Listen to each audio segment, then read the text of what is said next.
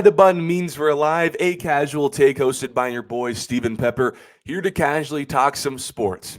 Guys, listen, I know I missed the pre Super Bowl show, I missed the post Super Bowl show on Monday. I'm an L Mans, but that game was too awesome not for me to say something. I mean, that game, the fact that it went to overtime, game winning touchdowns, the commercials, whatever you want to say about Taylor Swift and the commercials. Well, that game was one of the best Super Bowls of my lifetime. That's a game that you're going to rewatch for a long time, unless you're a 49ers fan, of course. Now, I'm not going to talk about the Chiefs on today's show because everything that I could say about the Chiefs, particularly Patrick Mahomes, was said yesterday. And honestly, I've been saying it since they won last year, even before they won last year when they won the AFC Championship game, such as I think Patrick Mahomes is inching closer and closer to on his GOAT path. Andy Reid as well is one of the greatest coaches ever. This is the new Patriots. That's the Kansas City Chiefs. They're the new Patriots. They're the new dynasty. And Mahomes is just awesome. And everyone said it yesterday, and I've been saying it for a while now, so I don't need to repeat myself and waste your guys' time. But I do want to say something about the 49ers, if I have to say anything at all about this game that I think some people aren't really talking about or trying it to not be the takeaway. Sunday pretty much cemented the 49ers ceiling to me. And you can blame Kyle Shanahan all you want. But if you're being honest with yourself, the cap ceiling of this team is because of the quarterback situation. Now, they moved off of Jimmy G because they thought that their ceiling was capped. He couldn't win the big game. And now in comes Brock Purdy, and it's still relatively the same ceiling, although he is better in my eyes than Jimmy G. So they moved off of Jimmy G because they saw their limited ceiling with him in terms of winning the big game. So in comes Brock Purdy. And although I think Purdy is better than Jimmy G, as of right now, it's still relatively the same ceiling. And that ceiling is good enough to get to the big game, but they will forever be at a disadvantage in the big game. The 49ers will, no matter how good that roster is, no matter how many all-pros they have, as long as the only special quarterback is on the other sideline. Now, this isn't me being anti-Purdy. No. I'm not spewing Purdy hate. I think Purdy is a good quarterback. Again, he's better than Jimmy G.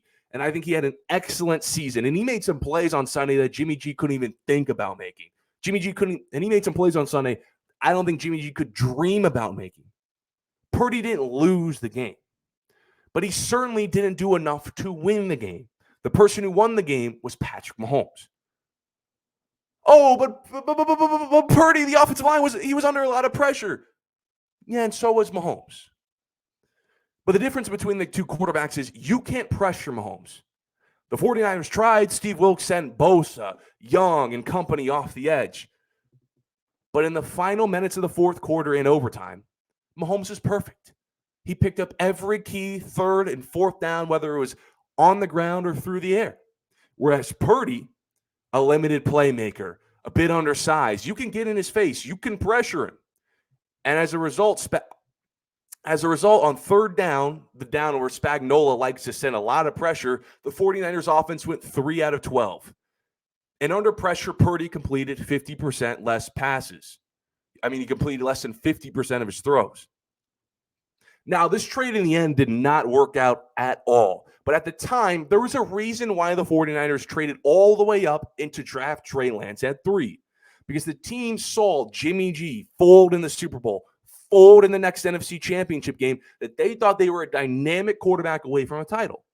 Again, it actually didn't work out in the end because Trey Lance was found out by Shanahan to be worse than Brock Purdy, and Purdy became the starter. Purdy's better than Trey Lance, but it still holds to today that this team is a dynamic quarterback away from a title.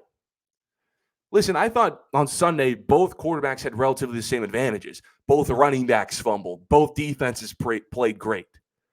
And it ultimately came down to which quarterback can make the most plays late. And even up 10, with no mistakes, it wasn't Purdy. And just like in that 2020 Super Bowl, even up 10, when Mahomes threw 2 interceptions, it wasn't Jimmy G. In both games, trailing, more interceptions, it was Mahomes who still made the most plays in the end of the day. Now, it's not a coincidence to me that Purdy shines against guys like Dak, shines against Jared Goff, but significantly looks inferior to guys like Burrow, Lamar, Mahomes when he plays against them. It's not a coincidence. I said on my podcast, remember when the 49ers got blown out by Cincinnati, I said Burrow's the foil character to Brock Purdy. Because when Burrow goes head-to-head against an elite quarterback, you could tell clearly which one was not the elite quarterback, and it was Purdy. Purdy got blown out by Cincinnati, blown out by the Ravens, blown out by the Chiefs. Not blown out by the Chiefs, but lost. Didn't make enough plays in the end against the Chiefs. Fighting against Dak looks great against Dak because he's closer, way closer to those quarterbacks than he is to like a Burrow or a Lamar. Now, I want to point this out and be a little fair to Purdy. Purdy is only in year 2. That was his second year in the National Football League, and I think a lot of anti-Purdy people aren't being fair right now. That was just his second year, and he can develop into a bit better playmaker. He's a better playmaker than Jimmy G. He can always develop, and I think he is a good quarterback, pushing top 15, and they're going to be fine with him next year. But as of right now, he is just Jimmy G, who knows the offense a bit better, slightly better armor, slightly more mobility. And until the 49ers have a more dynamic quarterback, because they'll always get to the Super Bowl, because the NFC doesn't have many special quarterbacks. If you're running through Dak and Jalen Hurts and Jared Goff and Jordan Love, as of right now, you can get to the Super Bowl. But when you face an AFC team that has a Mahomes, an Allen, a Burrow, a Lamar, you're not going to win that game, because you don't have the special quarterback and your opponent does. And no matter how good your roster was, no matter how good San Francisco had all pros over Kansas City had the advantage. And that's why all the money, majority of the money, was on Kansas City to win the Super Bowl, not San Francisco, despite San Francisco being the favorite, having the better roster, because they knew when the game gets late, fourth quarter, need to pick up key third downs, who do you want to have the ball to be successful? It was Patrick Mahomes, not any of the 49ers quarterbacks. But I want to thank everyone for tuning in to A Casual Take. I'm going to try to fire up more of these.